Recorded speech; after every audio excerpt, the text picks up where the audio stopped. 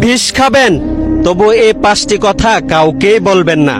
Number 1, স্বামী এবং স্ত্রীর গোপন কথা, এটা একান্তই গোপনীয়, এটা কেউ কারো কাছে প্রকাশ করবেন না।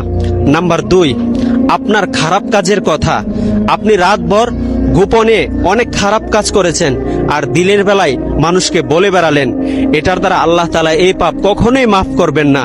কেননা আপনি নিজে তো পাপ করলেন, পাশাপাশি মানুষকে বলে আপনি আপনার সাক্ষী বাড়িয়ে দিলেন। কাল কিয়ামতের দিন যেন আপনার শাস্তিটা আরো বেশি হয়। নাম্বার 3, উপার্জনের কথা, আপনি কয় টাকা উপার্জন করেন এটা মানুষের কাছে বেশি একটা বলবেন না, কেননা এটার দ্বারা আপনার উপর বদনজর পড়তে পারে। নাম্বার 5, আপনার পরিকল্পনার কথা, আপনার কি থিঙ্কিং, আপনার কি পরিকল্পনা রয়েছে, এটা আপনি মানুষকে খুব বেশি বলে বেড়াতে যাবেন না, এতে আপনার ক্ষতি হতে পারে।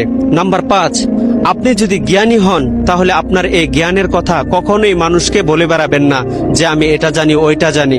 আসলে নিজের এই কথাগুলো সবসময় নিজের ভিতরে রাখবেন, কেননা জীবনে যাই করেন সবসময় চুপচাপ থাকার চেষ্টা করবেন, কারণ এখন বর্তমানে কেউ কারো ভালো দেখতে পারে না। আর এই ভিডিওটি ভালো লাগলে শেয়ার করে দিবেন ইনশাআল্লাহ।